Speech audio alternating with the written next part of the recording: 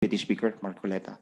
We cannot see in the provision of the Constitution that we will vote separately. Walang nakalagay doon. Maski bali-baligtarin mo yung Article 12, Section 1, Constitution. Ikaw na rin ang nagsabi kanina na pati nga yung pagbuo ng Constituent Assembly, wala ngang nakalagay dyan eh. Di ba? Much less, voting separately, hindi sinasabi dyan. Kung akong tatanungin mo, mas gusto ko joint. Mas madali yun eh. Bakit ka mo? Eh kung halimbawa, nagawa na natin ang natin gawin dito, tapos na tayo, okay na tayong lahat, bumoto tayo, nakuha natin ang 3/4. Pagdating sa kabila, ang nakuha niya lang 1/4. Eh di wala rin tayong nagawa. Yeah, Kaya ang sinasabi ko kanina, maybe you should have sounded off your counterpart in the Senate kung talagang makukuha nila yung 3/4. Kahit na voting separately, papayag ako. Pero sabihin nila sa atin, meron talaga silang 3/4. Kasi kung halimbawa, sabi, boss, anong gawin ko dito? 1/4 lang kami. Eh, ba't pa tayo nagtatangka ng pagbabago dito? Eh, wala rin pala silang madi-deliver doon. Pero kung joint voting, sabi nga ni Congressman Fortune, 24 lang sila, 304 yata tayo. Kunin natin ang 75% ng total na yon, sigurado tayo. So anyway, the Constitution does not categorically say na yung mga tayo, magboboto tayo ng separately. Ba't natin sinasabing separately? Ba't hindi natin tanggapin na joint voting ito? Well, Deputy Speaker, I fully respect your opinion, but that is a position that is not being shared by this representation, the chairman of this committee, including that of the Speaker, which is the author of the resolution of both houses of Congress, number 2. In fact, we consider the nature of our present Congress today, which is a bicameral Congress. So if we proceed proposing amendment to the Constitution using our constituent power, and treat this as in the process an ordinary bill, except that a more stringent vote is needed, the 3/4 vote of all members of Congress voting separately.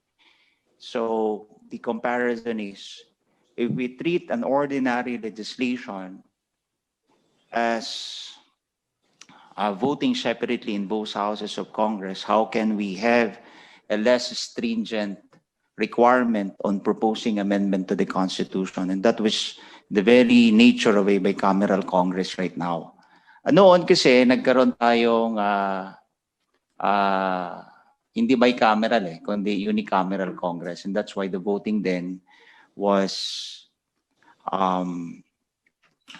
joint. But since we have a bicameral Congress, we cannot make less of a stringent voting in voting jointly than what we have now in proposing amendment to the Constitution. But I fully respect your opinion, Deputy Speaker, may tatay, Deputy Speaker Marcoleta. No, sinasabi ko lang para magtagumpay tayo. Mas maganda kung joint voting na lang i-advocate natin. Mas mahirap kasi yung separate voting. Tingnan mo if we start as a constituent assembly, I think I read a particular case here, the case of Tolentino versus Comelec. If Congress transforms itself into a constituent assembly, all the members become component elements of a constituent assembly. In other words, forget about being senators, forget about being congressmen.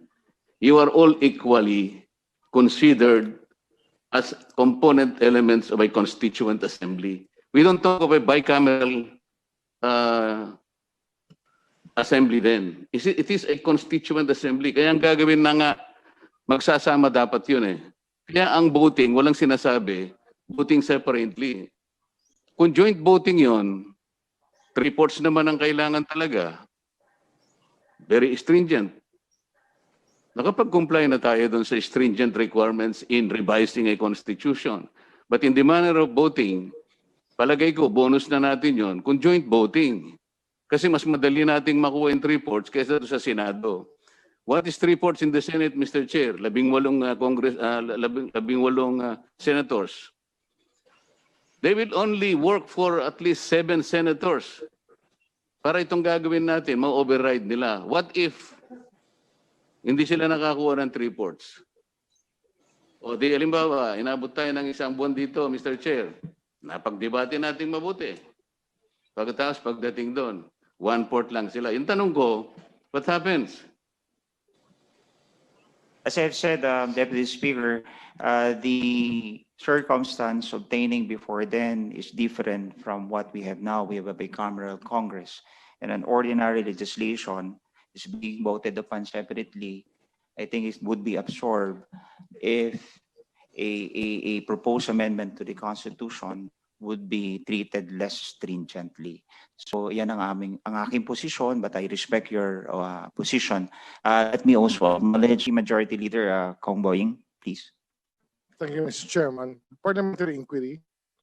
Is the view that this will be taken separately between the two houses, the position of the chair or the position of the committee? Because, Chairman, that is a very critical question that has to be decided, probably even by the Supreme Court.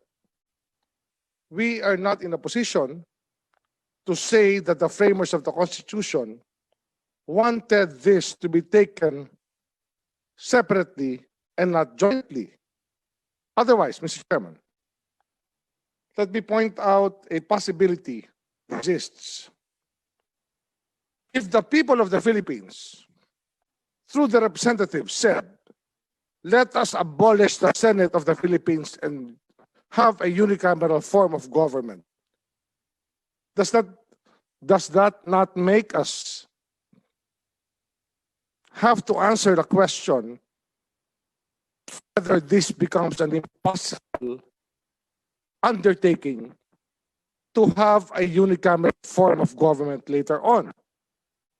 Because definitely, the Senate will never allow a creation of a unicameral legislature because it will abolish them.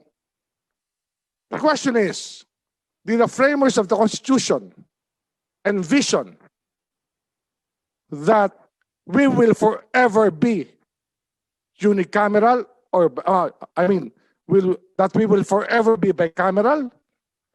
Are we going to be presidential parliamentary all the time?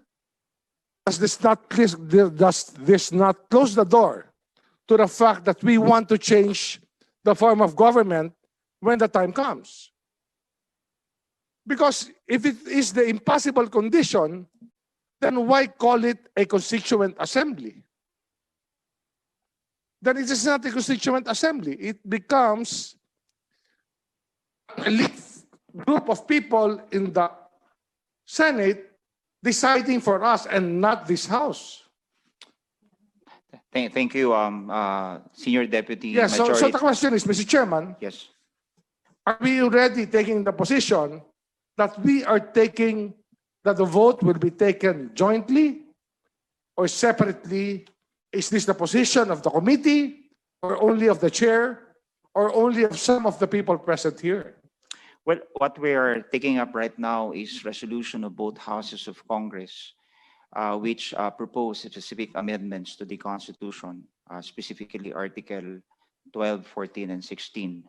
And in the resolved matter of the said resolution, the wordings is explicit that the voting would be 3/4 of all its members voting separately. And that was the phrase that was used by the Speaker Lord Alan Velasco, when he has crafted resolution of both houses of Congress number 2. And I share the same position with the Speaker and some of the members present in this committee. But as to whether this will be the position of the committee, premature pa po natin pag-usapan. By the time we will consider to adopt this proposal, this resolution, then we will know what will be the position of the committee so that we will toss this one to the plenary for further discussion and debate. So, Mr. Chairman, would the chair agree with this representation that this can be a justiciable controversy later on, and that whatever we adopt may not be the position of the Supreme Court based on what the framers of the Constitution intended? While a justiciable controversy arises when there's an actual controversy, if the position of the House and the Senate are the same, I think there will be no justiciable controversy. But that is always a political question that can be decided upon. Gusto mo dumagdag, para tapusin na natin ito. Okay, magandang discussion to, Deputy Majo. But we have to finish this. And Thank you, Mr. Chairman.